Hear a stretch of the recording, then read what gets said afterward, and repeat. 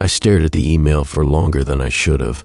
It sat in my inbox like a ghost from a past life. Subject line in bold, cheery blue. Fairfield High, class of '05 reunion. 20 years. I didn't open it. I didn't have to. I already knew what it would say. The location, the RSVP form, maybe a slideshow of then and now yearbook faces, crow's feet and receding hairlines slapped next to awkward teenage braces and gel-spiked hair. I wasn't where I thought I'd be at 38. That was the real reason I didn't click it. Not because I didn't care about the people I went to school with, not because I held any grudges, just because I'd made too many compromises. I lived in a one-bedroom apartment above a vape shop. I worked remote tech support for an education software company. My relationships fizzled out after a year, 2 if I was lucky. I spent more time watching documentaries on mute than I did talking to actual people, and somewhere along the way, that had become normal. I hovered my cursor over the trash icon, but I didn't delete it.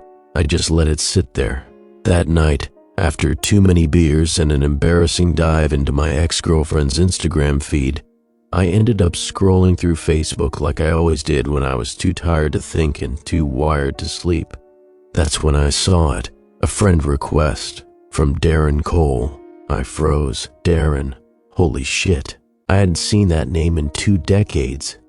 We weren't best friends back then, but we had enough shared memories, skipping PE, to smoke behind the dumpsters. Group projects where we let someone else do the work. Dumb late-night drives with half the class stuffed into someone's older brother's car.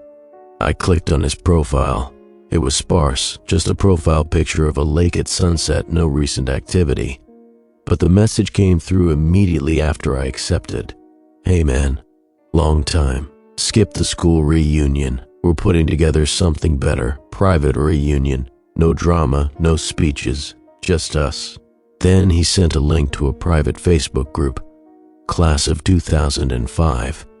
The real reunion. I hesitated, but clicked. There were already a dozen members in the group.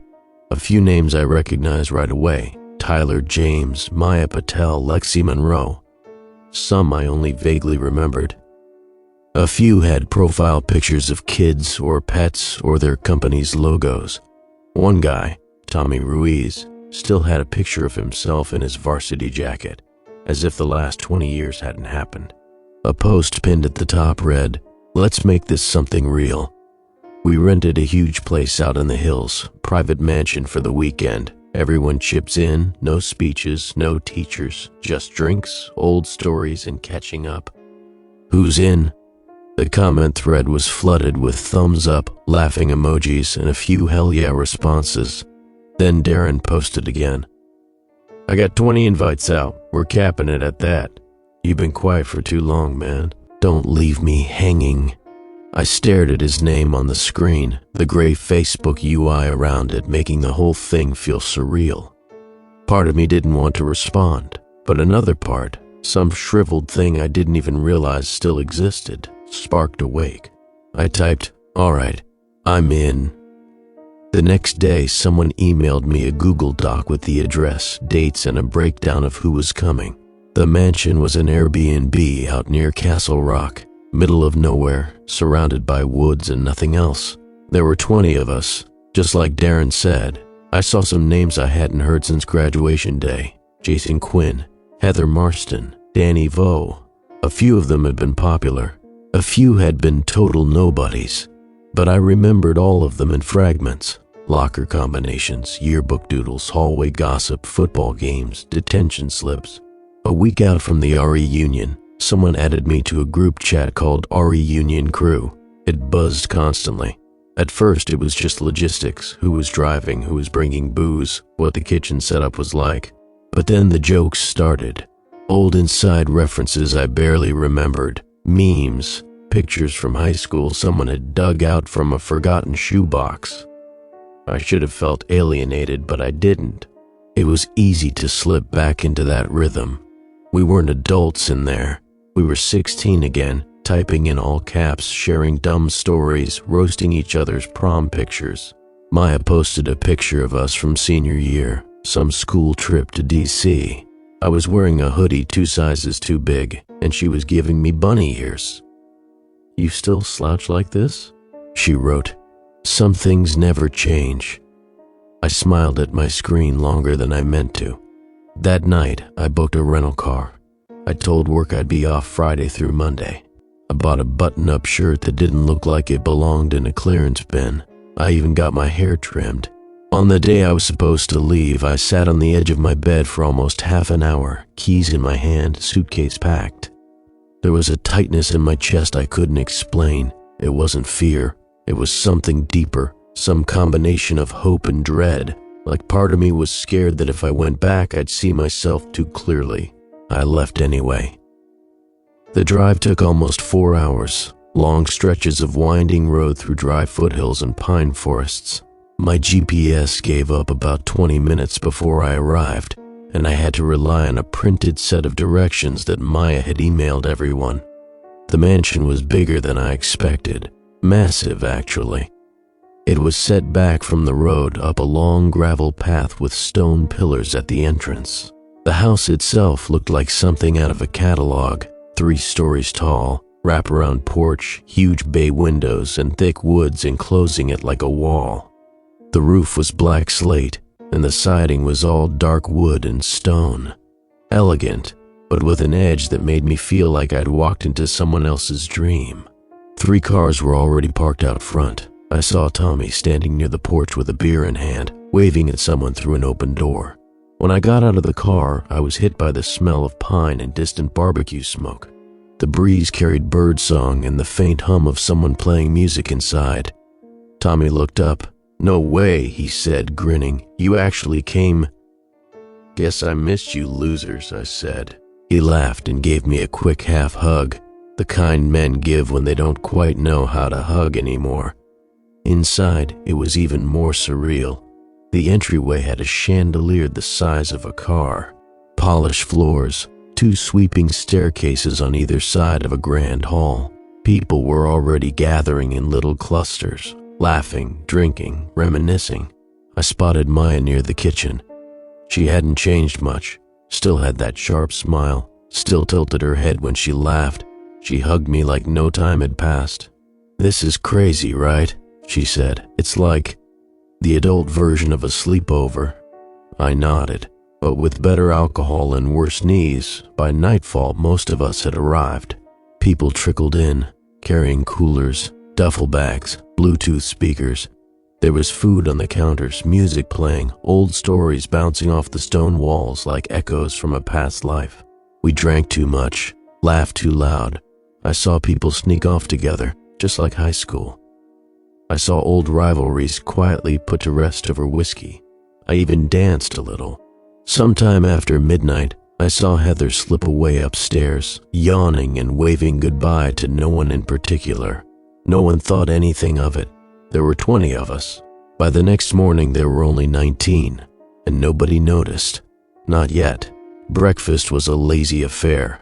By the time I made it downstairs, half the group was already milling around the kitchen and dining room, helping themselves to coffee, eggs, and whatever donuts survived the night. The kitchen had one of those enormous farmhouse tables, and every inch of it was covered with empty Solo cups, cereal boxes, and greasy takeout containers from the local diner that someone had driven into town for last night. I poured myself a cup of burnt coffee and took a seat at the edge of the chaos. People were still half-dressed in sweatpants and wrinkled shirts, eyes puffy, hair tousled. Some looked worse than others. "Rough night?" Maya asked, sliding into the chair next to me. "Not as rough as it looks for Jason," I said, nodding toward the couch where Jason Quinn was face down, snoring into a throw pillow with one sock on. She smirked. He passed out playing Kings. Lexi drew a make-a-rule card and said everyone had to sing whatever they said. He wouldn't stop doing Bohemian Rhapsody. I think it broke him. I laughed. Some things really don't change. "Speaking of which," she said, lowering her voice slightly, "have you seen Heather?" I blinked. "Heather Marston? Yeah, she went upstairs early last night, said she had a headache or something. I haven't seen her this morning. Her stuff's still in her room, though. Maybe she's still sleeping? I offered. Maybe, Maya said, unconvinced. Just seems weird. I didn't think much of it at the time. People ghosted all the time at get-togethers like this, slipped off for a nap or a hookup or just some quiet time. With 20 people under one roof, it was easy to go unnoticed for a while. Besides, it was barely 9 a.m. By noon, most of us had congregated in the main living room. Someone had connected their phone to the massive Bluetooth system, and 2000s pop songs were echoing through the whole place. I stood near the stone fireplace, nursing another cup of coffee and trying to feel like I belonged. That's when Darren finally arrived. Or so we thought. The front door creaked open, and we all turned, expecting some late arrival with a duffel bag and sunglasses. But it was just Tyler, another one of those guys who had been popular in high school without ever being likable. He stepped inside like he owned the place, dropped his bag in the foyer and yelled, "Did I miss the orgy or what?" Groans and laughter followed. He walked up, grabbed a beer from the cooler, and scanned the room. "Where's Darren?" he asked. Everyone sort of looked at each other. "I thought he was already here," someone said. "Didn't he set this whole thing up?" "Yeah, but I haven't seen him," I said. Maya frowned. "He was in the chat last night. Sent a picture of the fire pit and said, 'See y'all tomorrow.' I just assumed he meant today. Maybe he's coming later," someone else said. That seemed to satisfy the group, for now. We went about the day in that strange liminal space that reunions always occupy, half trying to relive old glories, half pretending we'd all grown up. There were games on the patio, cornhole, Jenga, beer pong. Lexi had brought her Polaroid camera and was snapping candids like we were back in senior year. I posed for one with Maya and Danny, trying not to flinch at the sound of the shutter. I spent a lot of the afternoon floating between conversations. Some were easy, laughing about bad teachers, cringy dances, awkward yearbook quotes. Others were heavier. Divorces, layoffs, cancer. There was a strange comfort in hearing that nobody had it all figured out. But as the sun dipped behind the trees, I found myself looking around for Heather. Still no sign. At one point, I cornered Jason, now awake and significantly less enthusiastic than the night before. "Hey, did you see Heather last night?" He scratched his neck. "Nah, not really. I think she went to bed early. Yeah, that's what everyone says. But has anyone actually seen her today?" He shrugged. "Maybe she left. She drove herself, right?" I didn't know. I realized I didn't even know if she had a car parked out front. That unsettled me more than it should have. Dinner was barbecue. Burgers, brats, hot dogs. The patio lights came on as the sky darkened, string bulbs flickering like little fireflies. Someone got a bonfire going in the back. The beer flowed again, and with it, more stories. I tried to let go and enjoy it. I really did. But something was off. Maybe it was just being around so many people I hadn't seen in 2 decades. Maybe it was the way some of them looked at each other, like old scores still simmered under their smiles. Or maybe it was the growing silence around the Heather situation. Maya caught my eye by the fridge and gave me a subtle shake of the head. No sign of her stuff moving. No one had heard anything. Her bed was still made. People don't just vanish. But nobody wanted to be the one to say it out loud. After dinner, Lexi suggested we do memory shots. Each person tells a memory from high school, then takes a shot. It started funny, then got weird fast. Grant told a story about sneaking into the gym to steal the prom ballots. Rachel cried a little talking about a teacher who helped her get through depression. Tommy mentioned the fire alarm prank in senior year, and everyone laughed, except me, because I remembered someone getting suspended over that. Someone who didn't even pull the alarm. Someone whose name I couldn't quite remember. I passed on my turn, claiming I had to pee. Upstairs was quieter. The bedrooms were mostly empty, the hallway dark despite the lights. I walked toward the room Heather had been staying in, unsure of why I was doing it. The door was closed. I knocked softly. "Heather?" No answer. I turned the knob. Unlocked. The room was empty. Bed untouched. Suitcase in the corner, still zipped. Her coat hung neatly on the back of the chair. Makeup bag untouched on the dresser. Phone charging on the nightstand. I stepped in and stood there for a moment, frowning. Then I noticed the bathroom door, cracked open an inch, not wide, not inviting, just enough to see the edge of a towel on the floor. I reached for the handle and slowly pushed it open. Nothing. Just a pristine, white-tiled bathroom. The towel was dry. Sink untouched. I backed out of the room and closed the door behind me, heart suddenly beating faster. This wasn't hangover sleep. This wasn't a hookup. Heather was gone. When I went back downstairs, the party had picked up again. Lexi was doing impressions. Someone had turned on 90s rap. A few people were making s'mores by the fire. I found Maya near the staircase. "She's not in her room," I said quietly. "Everything's still there. Her phone, her bag, everything." Maya's smile faded. "Shit. We should tell someone." "Who?" "Everyone's drunk. Nobody's going to take it seriously until we find a body." The words came out too easily, and we both flinched. Neither of us said anything for a long moment. That night, after most people had passed out or snuck away into spare bedrooms and couches, I lay awake in my room on the second floor, staring at the ceiling. The mansion creaked like old bones. Somewhere, a fan buzzed faintly against the silence. I heard footsteps once, soft padding ones, then nothing.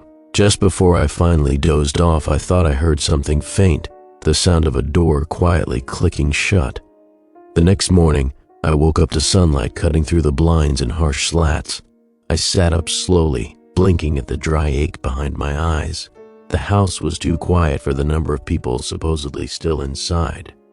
I got dressed and walked the hallway, noting the closed doors, muffled music bleeding faintly from someone's phone speaker, and the soft hiss of the espresso machine downstairs. It felt ordinary on the surface, but my skin itched with a discomfort I couldn't place. In the kitchen, Maya was already there, sipping from a mug and staring at nothing in particular. Her brows lifted when she saw me. "You sleep?" she asked. "Barely." "Same." We stood in silence for a moment. Then I asked, "Still no sign of Heather?" She shook her head slowly. "I checked again early this morning. Her stuff's exactly the same. It's like she never came back to the room." I didn't want to say the thought out loud, but it crept in anyway. Or like she never made it there to begin with. Before we could follow that thread further, Lexi strolled in wearing pajama shorts and a hoodie 2 sizes too big. "Morning, weirdos," she chirped, completely unfazed. Maya and I exchanged a glance. "Have you seen Tyler?" Lexi asked. "He was supposed to help me set up the murder mystery game." "What?" I blinked. "Last night, he got all excited about doing some cheesy Clue-style thing. Said he brought props and cards and everything. Wanted to freak people out for fun. Classic Tyler." She poured herself coffee and leaned against the counter, yawning. "But I haven't seen him since like midnight." I felt a cold settle into my stomach then. "That makes 2, Maya said softly. Lexi frowned. "2 what?" "People we haven't seen since last night. Wait, who else?" "Heather," I said. "She went to bed early the first night. No one's seen her since. Her stuff's still untouched." Lexi blinked. "So, what, you think she left? In the middle of the night?" "No one saw her car leave," Maya said. "No one's even heard from her. She left her phone." Lexi hesitated, then gave a forced laugh. "Okay, well, maybe they're hooking up. I mean, this is the kind of place you'd sneak off in. Bedrooms everywhere, big yard, secluded as hell." Maya and I didn't respond. Lexi slowly stirred her coffee, the silence dragging. Eventually, others began trickling into the room. Jason, Danny, Rachel. Everyone looked just a little more tired. The energy was slightly off. By noon, the jokes felt hollower. Laughter didn't quite reach the eyes. People started asking each other, half jokingly, who was going to vanish next. Still, no one used the word missing. Tyler's room was checked next. His bed was unmade but not slept in. The sheets were bunched like someone had sat there, but the pillows were untouched. His duffel bag was half unpacked, one shoe on the floor, the other missing. Maya pointed out that one of the closet doors was locked from the inside, but no one had a key. Could have been one of those old latch locks, someone said, and shrugged. Jason pulled a prank by hiding behind a shower curtain, waiting for Lexi to walk by and jumping out with a fake scream. She dropped her mug and nearly punched him in the throat. It wasn't funny, not anymore. People started sticking together after that. Bathroom trips were made in pairs. The downstairs doors, kitchen, study, laundry, were all checked to make sure they still opened. They did, for now. At some point, I wandered into the game room, drawn by the sound of Danny fiddling with the stereo. The walls were lined with old board games, shelves of DVDs, and books that looked more decorative than read. A massive TV took up one wall, and two leather couches faced each other in the center of the room like battlegrounds. Danny looked up. "You hear about the locked closet?" I nodded. "Yeah, you?" He shrugged. "Just more weird shit. I was looking for a phone charger earlier and all the outlets upstairs were dead." I blinked. "All of them?" He nodded. "I thought maybe the breaker tripped, but the lights are still on, just no outlets. That didn't make any sense. But then again, none of it did." I wandered the house for the next hour, half searching, half hoping I'd catch a glimpse of Heather or Tyler sitting on a back porch somewhere, laughing at how dramatic everyone was being. But the house was too still, the kind of stillness that presses against your ears like you've just ducked underwater. I noticed things that hadn't stood out before, doors that had been open now closed, a hallway light that flickered for a moment, then cut off entirely, a wine bottle that had been nearly full yesterday, gone, vanished without a trace. I checked the trash. Nothing. One of the guest room doors was locked now. I tried the knob. It rattled once, then stopped completely. No give, no click, like it wasn't a real door anymore. When I brought it up to Maya later, she just looked at me with a tired expression. "Something's wrong," I said. "Really wrong." She nodded. "I know, but everyone's acting like it's just weird luck, because no one wants to say it." I stared at her. "Say what?" "That something might have happened to them. Something bad." We sat on the stairs for a while after that, both staring down the long hall as the sun slipped behind the trees and turned the light in the windows red and gold. At dinner, the mood shifted again. No one mentioned Heather, no one mentioned Tyler. We all just acted like we weren't keeping a silent tally. But people noticed. You could see it in the way they scanned the room, always double-checking who was there. Whispered check-ins behind closed doors. The way some people clung to others, laughing too loudly, as if pretending everything was okay could make it true. That night, I couldn't sleep. I kept thinking about the locked closet in Tyler's room, the missing shoe, the outlets upstairs going dead. Something felt wrong in the very bones of the house, like it had started shifting beneath us. I finally got out of bed around 3 a.m., pulled on a hoodie, and wandered down to the kitchen for water. The house was dark, the kind of dark that made me question whether the light switches would even work if I tried them. The hallway near the laundry room was colder than the rest of the house. I stood there for a second, listening. No sound. But then I noticed something small and strange, a faint scuff mark on the baseboard, just below one of the frames. A smear of something, red but too dark to be wine. I knelt down, touched it with the edge of my sleeve. It was dry. I followed it to the nearby door. It led to the basement. I stared at the knob for a long moment, then I turned it. It was locked, not just latched, not stuck. Locked, like someone had taken a key and twisted it from the other side. I backed away and returned to bed, but I didn't sleep. The next morning we were down another person, Danny. His room was empty, bed untouched, jacket still slung over the chair, phone missing. This time, people noticed.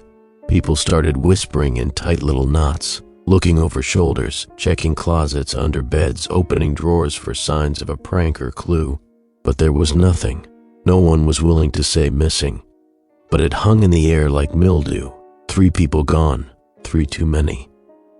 By the third disappearance, people stopped pretending everything was fine.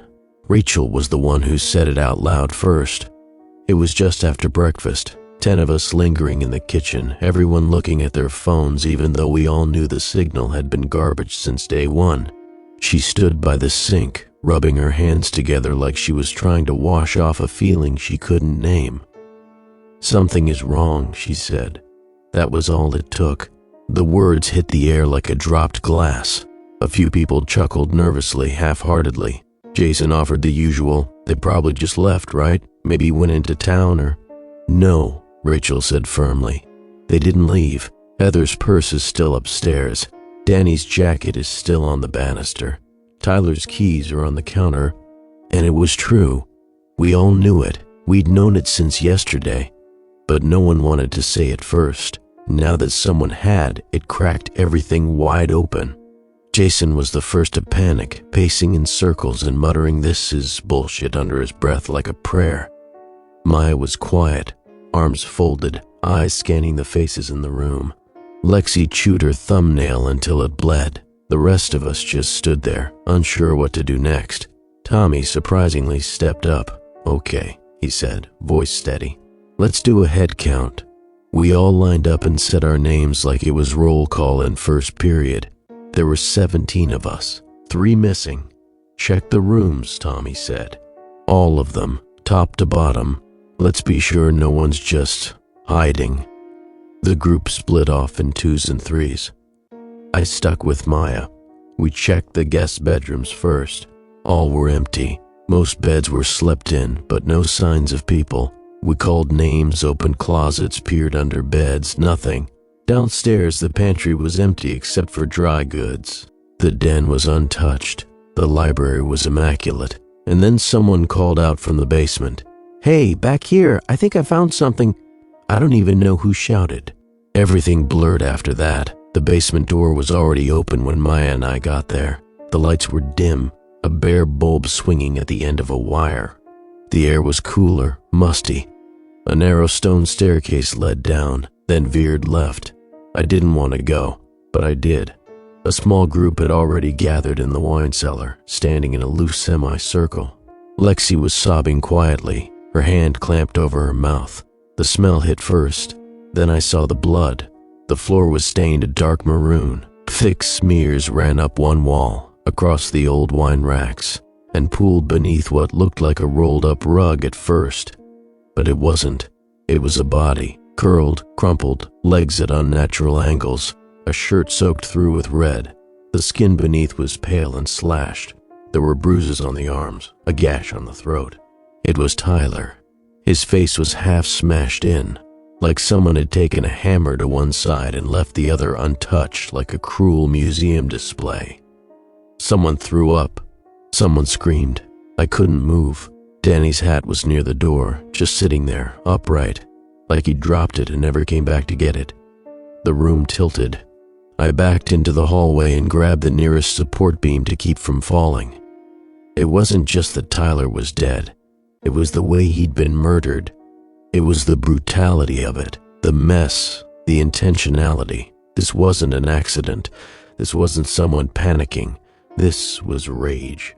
And it had happened inside the house. No one had left. No one had come in. The killer was one of us. We all knew it.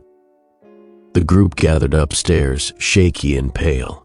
Jason tried calling 911, but his phone was dead. "No bars," Rachel said, showing hers.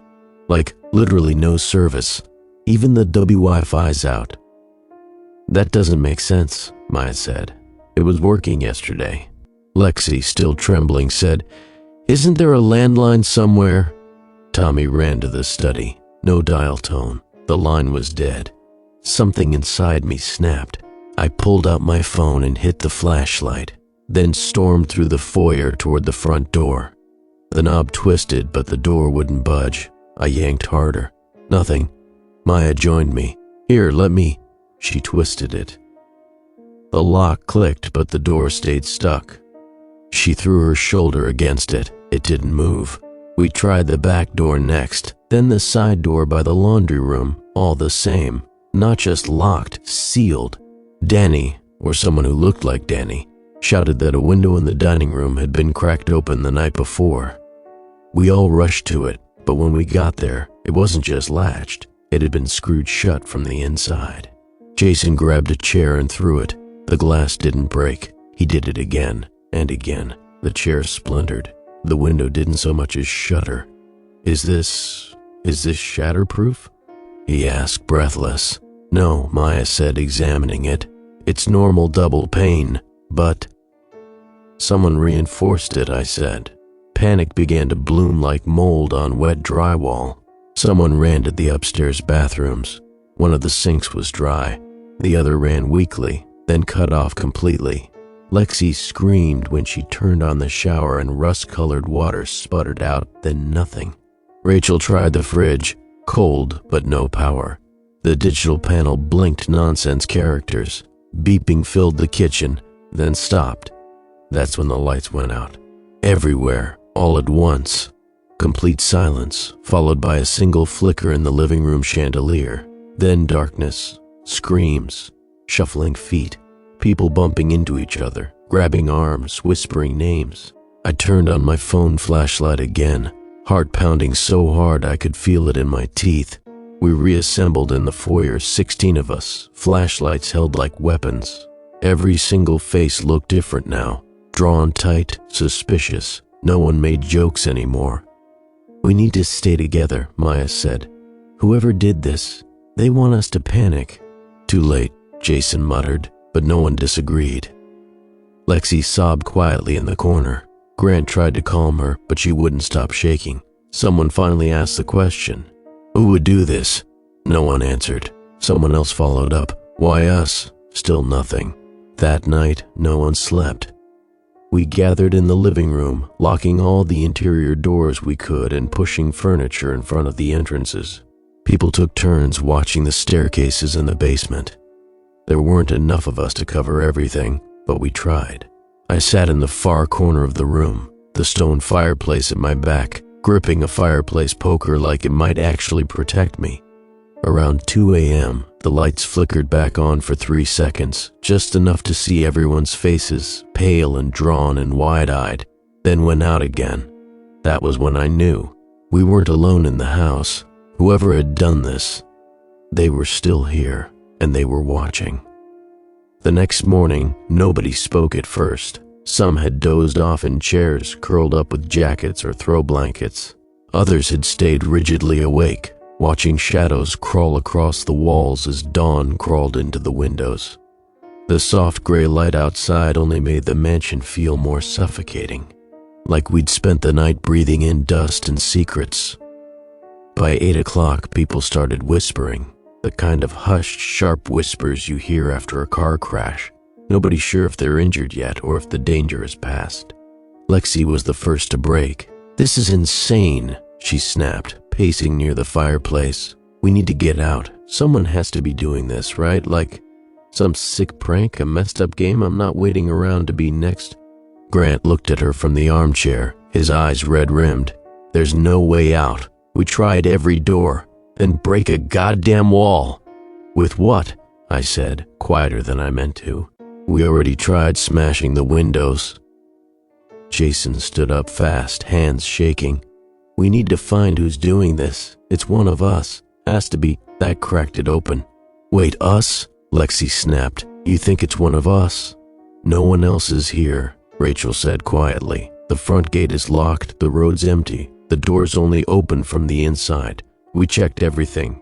Then maybe someone never left after renting this place out, Lexi said. Maybe it's some psycho hiding in the walls or attic or something. Don't be stupid, Jason growled. You think someone's just living in the walls? You're calling me stupid? She spat. You've been acting sketchy since the second night. Why would I kill Tyler or Heather? You think I climbed into the basement, mutilated him, and dragged his body into the wine cellar while everyone was asleep? No one said mutilated until just now, Maya said sharply, cutting through the noise. Everyone turned. Jason froze. What? You just said mutilated. We never described the body. Not that way. Jason opened his mouth and closed it. I saw it. You weren't one of the first people down there, she said. He looked at me. "You told me." "I didn't," I said. "I said he was dead." Jason's mouth worked silently. "So what?" I figured. He had to be. Or you knew because you did it. He lunged forward, and I braced instinctively, but Grant shoved him back hard, sending him staggering into the coffee table. "Everybody stop," Maya shouted. Jason held up his hands, chest heaving. "This is bullshit." "Exactly," Rachel said, "which is why we need to search the house, properly, together, in pairs, no wandering off, no sneaking away." Grant nodded. "Fine, we search, then we figure out food, water, and next steps, but we don't split up alone anymore." "Agreed." Grudging nods all around. We paired off and began. I stuck with Maya. Rachel went with Grant. Lexi and Jason, still glaring, reluctantly teamed up. The rest split into pairs I didn't track as closely. We started upstairs, room by room, every closet, every drawer, every crawl space. We flipped mattresses, checked under beds, tapped on the walls, nothing. But in one of the storage rooms at the end of the hall, one I don't remember seeing before, we found something. A vent panel, unscrewed, set carefully on the floor, like someone wanted to reattach it but never got the chance. The duct behind it was wide enough to crawl through, dusty, but not choked with filth. There were faint smudges on the metal, too soft for fingerprints, too irregular for tools. Maya crouched beside it, frowning. "You think someone used this?" "Maybe," I said, "but why take it off and leave it like this?" She stood, brushing off her jeans. "Let's keep moving." Downstairs, things got worse. The pantry had been raided. Food was missing, boxes of crackers, protein bars, anything packaged. The fridge was now room temperature. Lexi screamed when she found the raw chicken leaking pink sludge across the bottom shelf. Someone had unplugged it. Not turned off, unplugged. The cord was coiled neatly next to the wall like a polite warning. By the time we reached the garage, if you could call it that, we found a locked steel door instead of the wide opener we were expecting. "I thought this was an Airbnb," Grant muttered. "Who the hell builds a garage like this?" Maya asked. "It's not a garage," I said. Jason stepped forward, kicked the metal with the heel of his boot. "Maybe that's where they're hiding." "We can't open it," Rachel said, "and we don't know what's on the other side." It was around then that we heard the scream. High, sudden, from above, Lexi. We ran. Up the stairs, down the hall, toward the attic door at the end of the hallway. A pull string hung down, swinging like someone had just let go of it. Jason was already climbing the ladder when we got there. Lexi's voice filtered down. Don't come up here." He paused. "What? Are you okay? No, don't, please." Her voice cracked. Then, silence. He climbed anyway. We followed. The attic was larger than expected. Finished floorboards, dusty but not unused. Shelves lined with boxes, old tools, decorations. And there, near the far corner, was Lexi, crouched beside something that had once been a person. I knew immediately who it was. Rachel. Her throat had been cut, but not deep, just enough to let her bleed out. Her face was frozen in a look of betrayal. Her eyes stared at the ceiling like they couldn't quite believe what they'd seen. Lexi was covered in blood, but not hers. She looked up at us, eyes wide, mouth trembling. I found her, I swear Jason stepped toward her. "Why'd you come up here?" "She said she saw something. We were checking the ceiling tiles." She climbed up. Then I turned around and she was just... Grant put a hand on her shoulder, pulled her away gently. It's okay. Don't move. She's dead," Maya whispered. "Oh my God, she's really dead." The second one, this one fresh. And just like that, it was clear. The killer wasn't done. Lexi screamed when Jason suggested we tie her up. She fought, she sobbed, she denied everything. But no one trusted her anymore. We brought her downstairs and locked her in the library. She pounded on the door for an hour, then went quiet. That night, people stopped pretending there would be a tomorrow. No one wanted to sleep. Some did anyway. Jason tried to climb the chimney, insisted he could get onto the roof, signal help. He tied sheets together and rigged a harness out of curtain cords. We told him not to go. He went anyway. 10 minutes later, we heard the thud. His body landed in the fireplace like a bag of meat. His neck bent sideways, legs twisted beneath him. He was dead instantly. Nobody screamed. We just stood there, looking at the blood on the stones, the flecks of brain matter sticking to the ash, and wondered how the hell we'd ended up here. We stopped counting how many were left. The water stopped completely sometime after midnight. Toilets wouldn't flush. Faucets were dry. Someone whispered about drinking wine from the cellar. No one laughed. By dawn, I'd forgotten what quiet felt like. The house creaked constantly now. Every footstep sounded wrong. Every locked door felt like a grave. Maya sat beside me, legs pulled up to her chest. Her lips were chapped. Her eyes didn't blink as often anymore. "Someone's playing with us," she said. "I know. They're picking us off. Hurting us. Like animals." "Yeah." She turned to look at me. "I don't think this is random." I nodded. Neither did I. By morning, we were down to 9. Lexi was gone. The door to the library was still locked from the outside. I checked it myself. Grant and I had moved a dresser in front of it for extra measure. But sometime during the night, while the rest of us slept fitfully in the living room with our backs to the fire, she vanished. No broken window, no pried lock, just gone. We opened the door and found an empty room, the air still heavy with her perfume. The curtains had been torn slightly, like someone had tugged them too hard. One of the shelves was pushed away from the wall just an inch too far.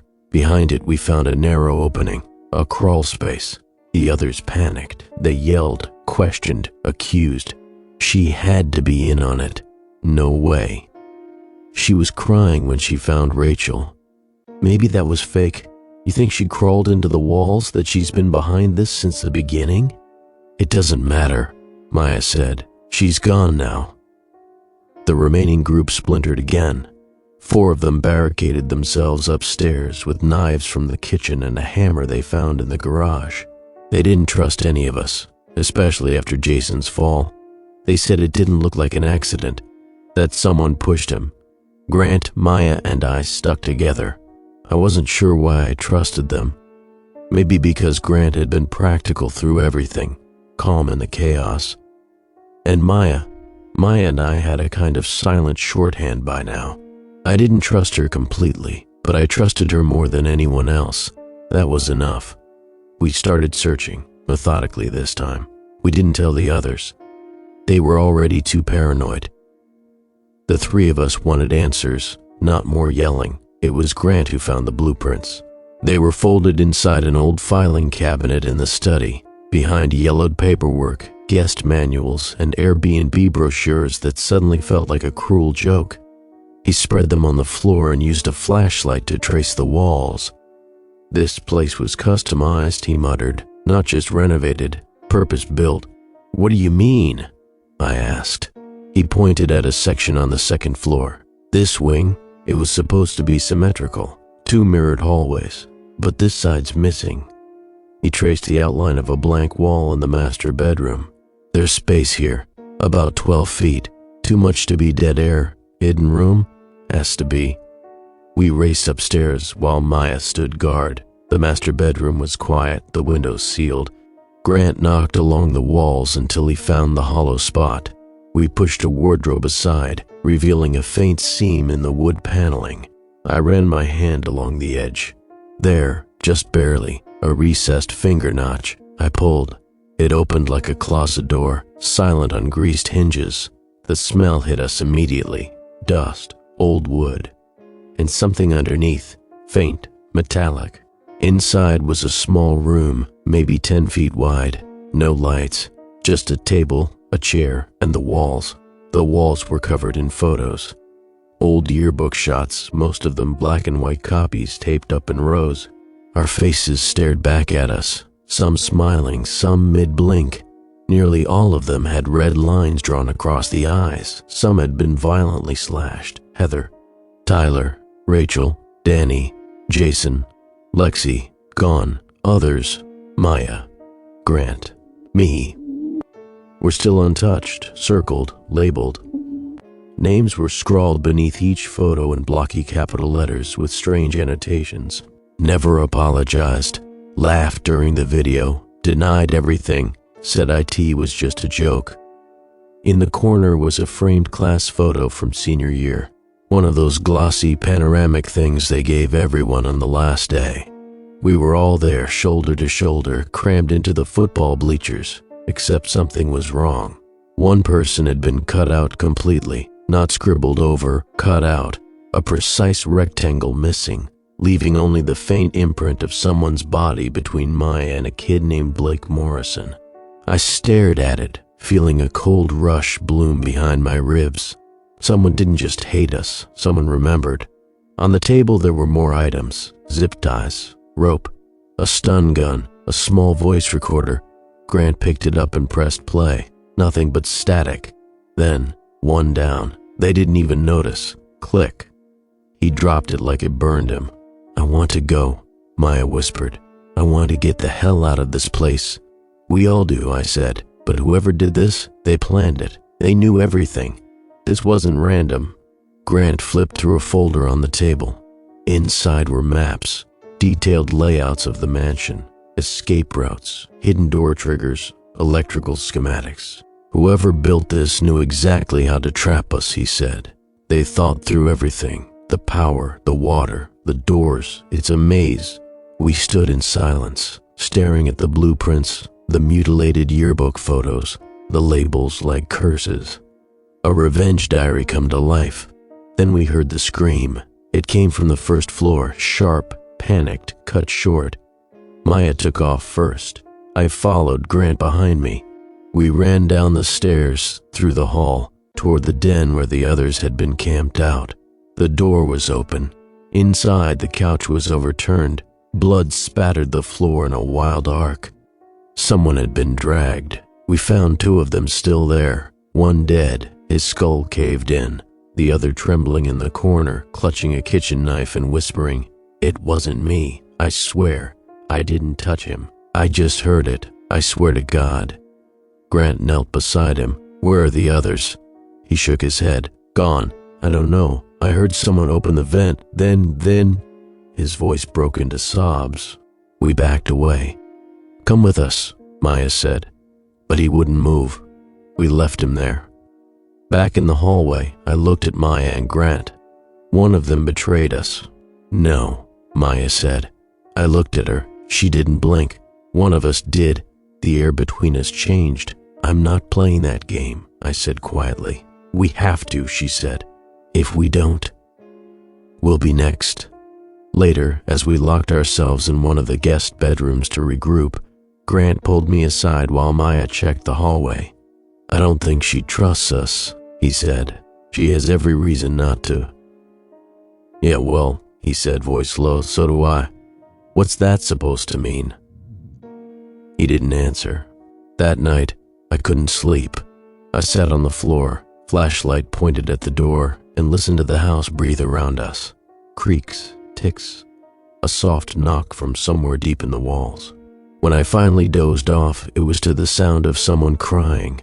I don't know if it was Maya or someone still alive in the vents. I woke to the smell of something burning. For a second, I thought it was smoke. I bolted upright, scanning the room, hand already reaching for the fireplace poker I'd been sleeping next to. But the air was clean. No haze, no flicker of flames, just a faint, metallic tang, like scorched wires or melted plastic. Maya and Grant were already up. Maya was by the window, peering through the slats. Grant was standing over something on the floor. It took me a moment to realize it was a body, a man's, someone from the original group, I thought. One of the quieter ones, maybe Brian or Steve. I couldn't remember. His neck was twisted, limbs sprawled like a dropped mannequin. Blood pooled around his head, a single crimson halo. "What happened?" I asked, voice hoarse. "He wasn't here last night," Maya said. "We were alone in this room. Someone dragged him in." Grant crouched beside the body. "He's cold. Been dead for a while. This was staged." "What?" He pointed at the man's hand. "There's no rigor, but the blood's still wet. Someone kept him refrigerated, then planted him. I blinked. Why? Maya answered. To scare us, throw us off, make us think the killer is still moving while we sleep, or maybe to hide something else. I knelt, trying not to gag. Grant was right. The man had no bruises beyond the neck injury, and the blood didn't match the wound. It looked painted. Maya found a note in his back pocket.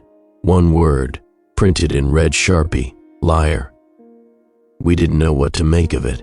We left the body where it was. The mansion was starting to feel smaller. The longer we stayed, the less space there seemed to be.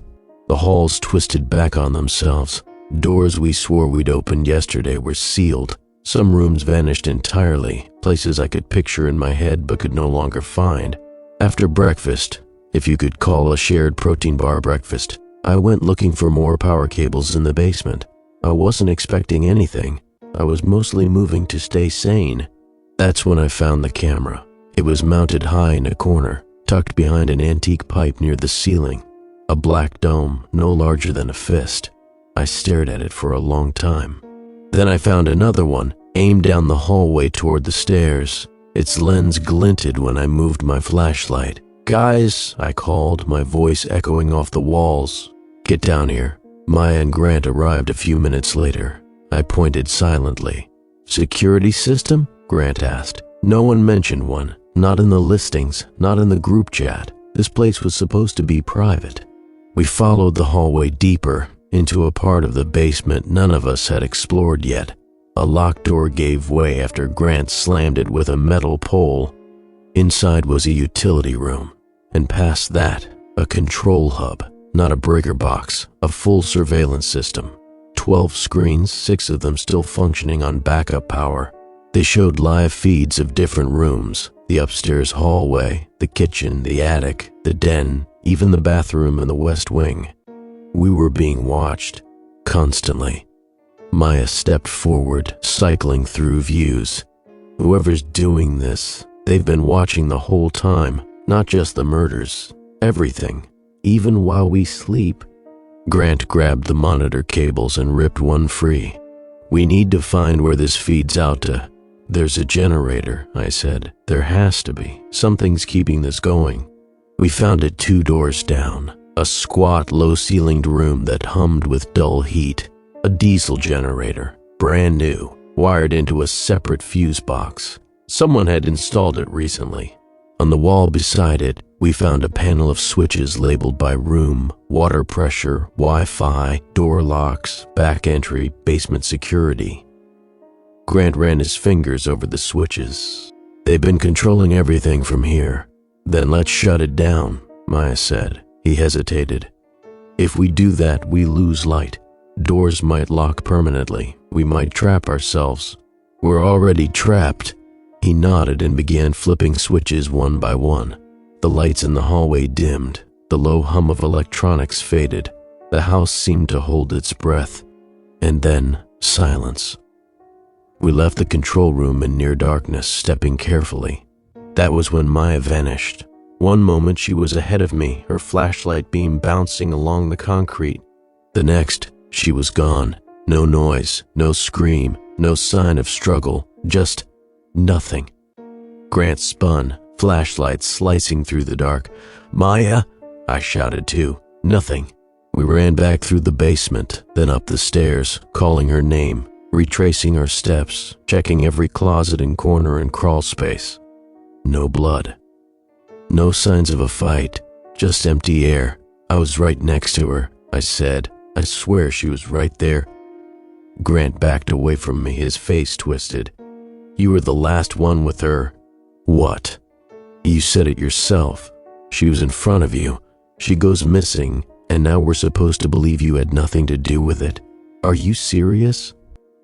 He raised the fireplace poker, my fireplace poker, the one I kept near me for days. Back off, he said. I'm done playing dumb. You think I killed her? I think someone did, and you're the only one who came back. I took a step forward. Grant, we've been through this together, you, me, and Maya. If one of us is doing this, it's not me. Then who is it? He shouted. We're down to 6 people, Half the group's dead, and the other half won't even speak to each other. So unless a ghost dragged her into the walls, I saw the shift too late. The way his jaw clenched, the way his eyes moved, not with fear but certainty. He'd made up his mind. I ran. I didn't wait for him to lunge. I sprinted down the hallway, past the stairs, into the west wing where the rooms had started shifting. I dove through an open door and slammed it shut behind me, locking the knob.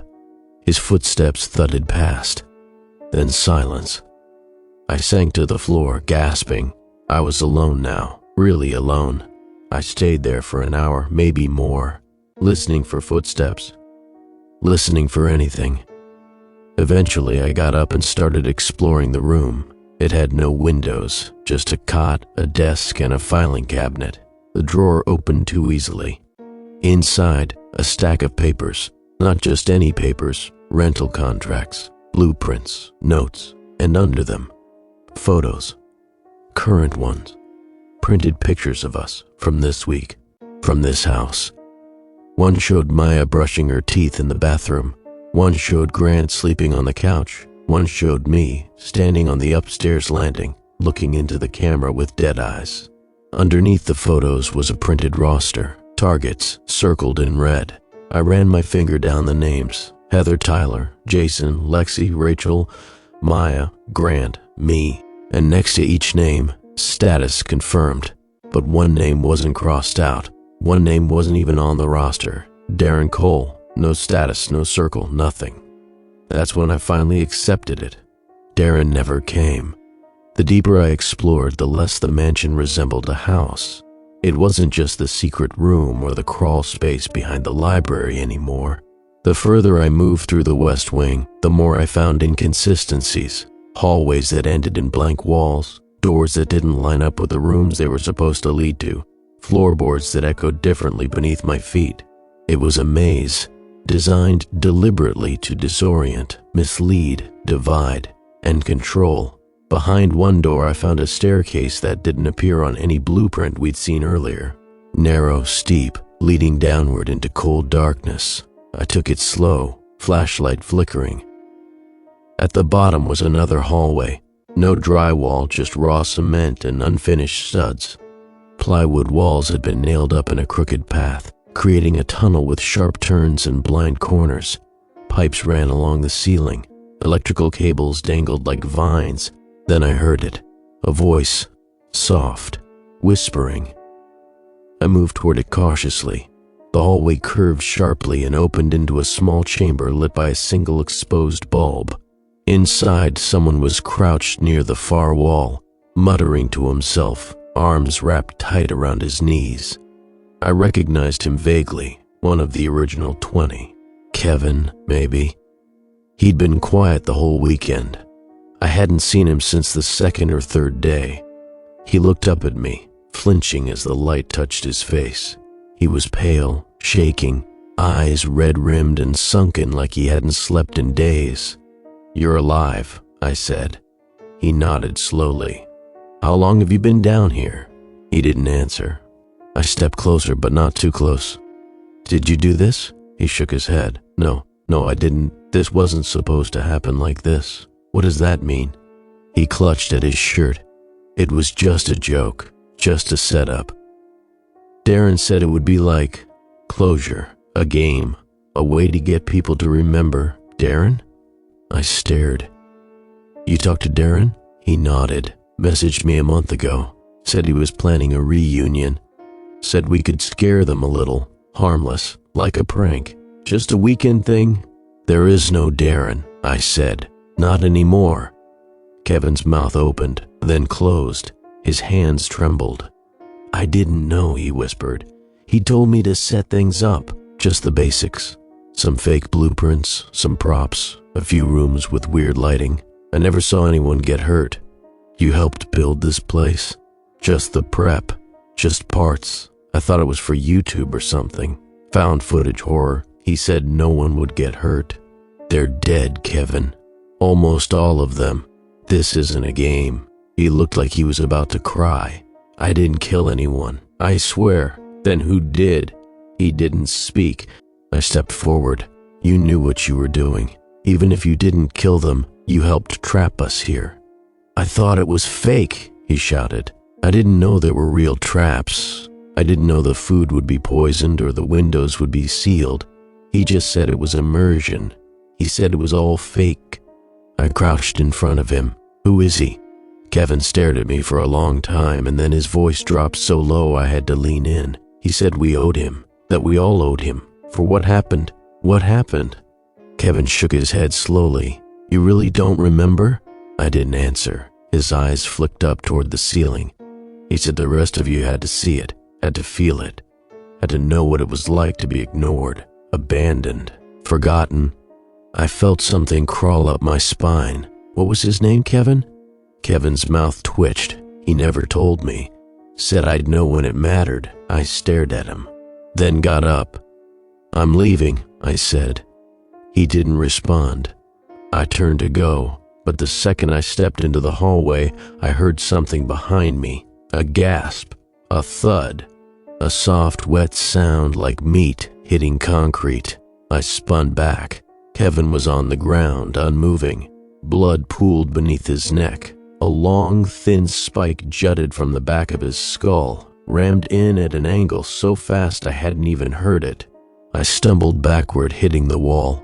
Someone had killed him while I was inches away, but there was no one in the room, no movement in the hall, no shadow. Just that silence again, that crushing thick silence that filled your ears like water. And then I noticed the vent, a small square grate near the ceiling, wide enough for a person to crawl through. The cover hung loose. Whoever had killed Kevin hadn't come in through the door. They'd been watching, listening. I ran. I followed the hallway back up to the stairwell, up into the main level of the house, my flashlight beam bouncing wildly. I slammed the door shut behind me and turned the lock, whatever good it would do. Upstairs, I found Grant in the kitchen, sitting at the island with his back to me, hunched over something. I approached slowly. "Grant?" He didn't move. I stepped closer. "Grant?" He still didn't move. That's when I saw the blood. It ran down the front of the cabinet, soaking into a towel on the floor. A knife lay beside his foot. His hands were limp. His throat was slit so deep it looked like someone had tried to carve through to the spine. I dropped to my knees, checking his pulse even though I knew it was pointless. Still warm. He hadn't been dead long. I stood, hands shaking, and looked around. I was alone. Only 4 of us left now, and I still didn't know who was doing it. Or worse, what they remembered that I didn't. There were 4 of us left now. I didn't know where the others were, if they were hiding, bleeding, or already dead. All I knew was that I couldn't trust anyone. Not anymore. Not after what happened to Grant. His blood still clung to my sleeves, sticky and warm. His body was slumped over the kitchen island, his eyes wide open in frozen disbelief. I left him there, not because I wanted to, but because staying felt like waiting to die. The house was quieter than ever, not just empty, but drained, like it had finished feeding and was digesting what was left. Every floorboard groaned. Every doorknob clicked just a half-second too late, like it had been turned once already. The walls were beginning to close in, narrowing, twisting. I knew it was impossible, but the layout of the mansion no longer made any rational sense. I needed answers, something to explain all this. Someone had brought us here deliberately. Someone had orchestrated every detail. And I was finally starting to remember. It came back in flickers. A face I hadn't thought about in 20 years. A hallway. A locker slamming shut. Laughter. I remembered a name, but it slipped away before I could say it out loud. I made my way upstairs back to the hidden room Grant, Maya, and I had found earlier, the one behind the master bedroom wardrobe. The room filled with photos, faces, red X's. It was still there, but something had changed. The class photo, the panoramic one from senior year, had been replaced. The new version was larger, printed on high-gloss paper, but someone had altered it. Rough black ink had been scribbled over faces, but not all, only some. Heather, Tyler, Jason, Grant, Lexi, all crossed out. Maya and I were still untouched, but one figure, The same figure who'd been cut out of the original photo had been redrawn. A crude stick figure in the empty slot, big black eyes, no mouth, a label underneath, me. Next to the photo was a yearbook, not just any copy, my yearbook. My name was written inside the cover in faded ink. I didn't remember bringing it. I opened it slowly. Every page had been defaced, images slashed, captions rewritten in block letters with a thick red marker. She knew and laughed. He lied to the principal. They made me watch, no one helped. Each picture came with a note, a memory, a verdict. Near the back was a page labeled in memoriam, the kind of page reserved for students who had passed away before graduation. I saw the face there. Finally, Ethan Royce, a quiet kid, pale, big glasses, always wore a hoodie even in spring, sat alone at lunch, barely spoke. I hadn't thought about him in years. The caption read, "We miss you, Ethan. May your memory live on." But someone had crossed it out with red ink and written, "No, you don't." It slammed into me like a freight train, the video, the one the group had passed around during senior year. I barely remembered it until now. A recording someone made on a cheap camcorder, blurry and grainy, of Ethan standing outside the gym while people shouted at him, "Make a face, Ethan. Smile for the camera, freak. Show us your ugly teeth." I remembered the laughter. I remembered someone spraying him with soda. I remembered the way he flinched like it was acid. Then the shove. Then the fall. He hit the concrete hard. The camera cut off. No one got in trouble. No one ever brought it up again. The school brushed it under the rug. Ethan withdrew 2 weeks later. Rumors flew. Suicide, transfer, homeschool. But we never really knew. We didn't want to know. And now here we were, 2 decades later, one by one being crossed off a list. We weren't chosen randomly. We were selected, handpicked, because we were there, because we watched, because we didn't do anything. I sank to the floor, the yearbook slipping from my hands. Whoever was behind this, they hadn't just wanted revenge. They wanted us to understand, to remember. I didn't even hear the door open behind me. A shadow crossed the room. I turned too late. The figure grabbed me by the collar, yanked me backward, and slammed me into the hallway wall. My head hit the plaster with a crack and stars exploded behind my eyes. I shoved back, kicking blindly, and the figure stumbled. It was one of the others, Tommy, I realized, still alive. Barely. He looked like hell, sunken eyes, dried blood on his chin. He had a fireplace poker in one hand and a kitchen knife in the other, neither steady. "You knew," he said, voice ragged. "You were part of it." "I didn't do anything," I gasped. "Exactly," he hissed. "You didn't do anything. That's why we're here." He raised the knife and lunged. I grabbed the yearbook from the floor and swung it hard, hitting his arm. The knife clattered to the ground. I drove my shoulder into his gut, tackled him back into the wall. We struggled, shouting, grunting. My hand found the poker and I swung wildly. It hit something soft. Tommy collapsed, blood streaming from his cheek. He stopped moving. I didn't wait to see if he was dead. I ran. I sprinted through the hallway, down the stairs, past the living room, into the east wing, where I remembered a locked door none of us had opened before. I was done waiting. I kicked at it until it cracked. Once, twice. On the third hit, the doorframe gave and I crashed into a narrow corridor lined with monitors and electronics. The real control room, not the decoy we'd found before. Screens showed every inch of the mansion, some in color, some in night vision, every guest room, every stairwell, even the crawl spaces. On one screen I saw Maya, alive. She was bound to a chair in a dimly lit room, somewhere underground, judging by the walls. Her head was slumped forward, but her chest moved. I hit buttons. Nothing changed. The controls were locked. Then one screen flickered, static. Then an image. A figure stepped into frame. Not Darren, a different man. Pale, gaunt, wearing a faded hoodie, big glasses.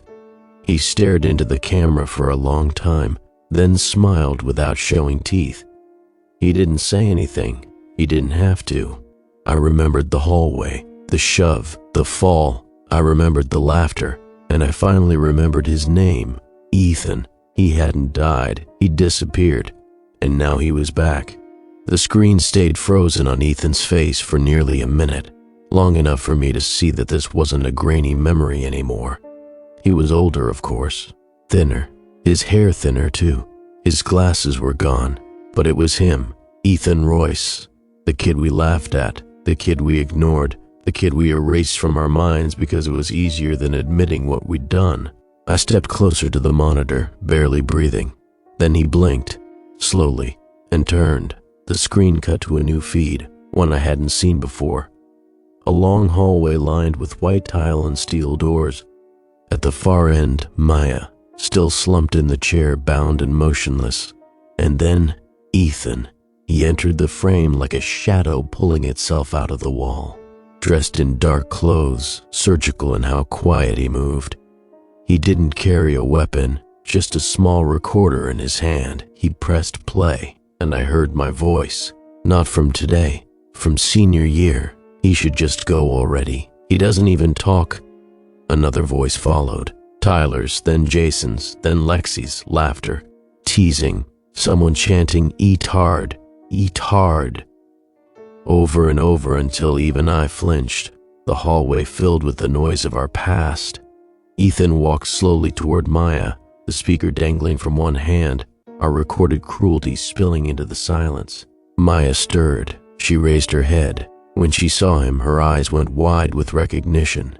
She didn't scream. She didn't beg. Her mouth just trembled. "Ethan," she whispered.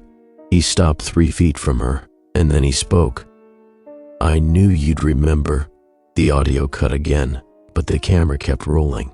I didn't wait. I tore through the control room, searching drawers, cabinets, anything for a key, a map, a tool. I found a ring of keys marked with red tape and ran from the room. The house was no longer a house. It was a trap, alive and turning on itself. Every hallway had changed. Every turn I took brought me somewhere I didn't recognize. The lights flickered. A generator thumped somewhere deep beneath the floor. I finally found a staircase I hadn't seen before, tucked behind the linen closet on the second floor. It spiraled down into darkness. I took it without thinking. The air changed the moment I crossed the threshold. Cooler. Still, no more wood and stone, just cement, steel beams, and the hum of machinery. I followed the sound of Maya's breathing. I found her in a room at the end of a long hallway, behind a heavy steel door. One of the keys fit the lock. She looked up, dazed, eyes bloodshot. "Cut me out," she whispered. I did. She collapsed into my arms, barely able to stand. "We have to go," I said. She shook her head. "He's still here, I know." We moved together, limping back through the hallway. I heard footsteps behind us, steady and calm. I turned. Ethan was standing at the end of the corridor, holding something in his hand, a crowbar. "I didn't want to kill all of you," he said, voice calm and level. "Only the ones who laughed." Maya leaned on me, trembling. "You could have left," I said. He took a step forward. "You already did," I continued. "You disappeared. You survived. You didn't have to come back." "I never left," he said. "I've been here the whole time." My breath caught. "What?" He gestured around. "This house, this place, it isn't rented, it isn't listed. It's mine. I bought it, rebuilt it, wired every inch, designed every turn. I chose every one of you. Why now?"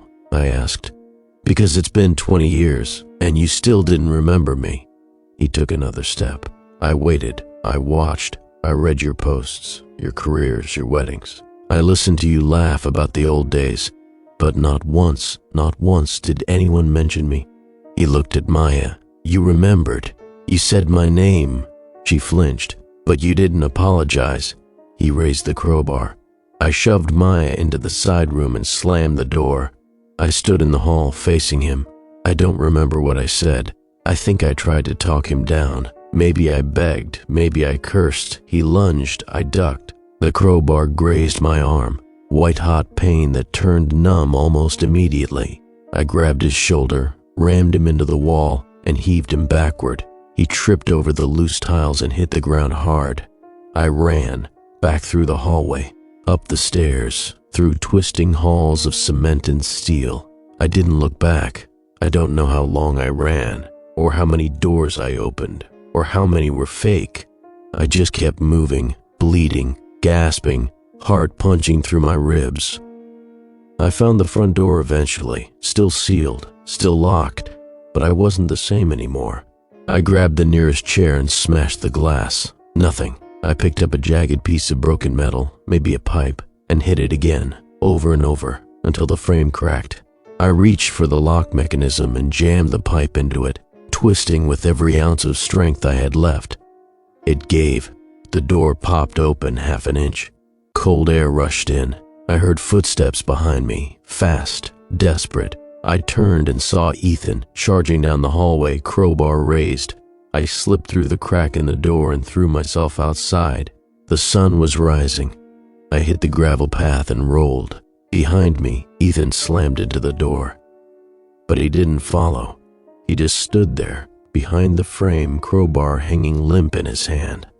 His eyes locked on mine, and for the first time in 20 years, I saw what we'd done to him. Not just the humiliation, not just the betrayal, the forgetting. We'd erased him, and he had rebuilt himself in the silence. The door swung closed. I crawled into the woods. I don't know how far I got before I collapsed. When I woke, it was to flashing lights and the buzz of radios. A sheriff, EMTs, people with gloves asking questions I couldn't answer. They found me 2 miles from the house. But when they got there, nothing. No blood, no bodies, no Ethan. The mansion was spotless, sanitized, no trapdoors, no hidden rooms, no dead classmates, just an empty house. Like it had all been a dream. They ran tests, called it shock, hallucination, delirium from blood loss and stress. They didn't find Maya. They didn't find anyone. But I know what I saw. I know what happened. And sometimes, late at night, I think I see Ethan's face behind the window. Not angry, not cruel, just waiting.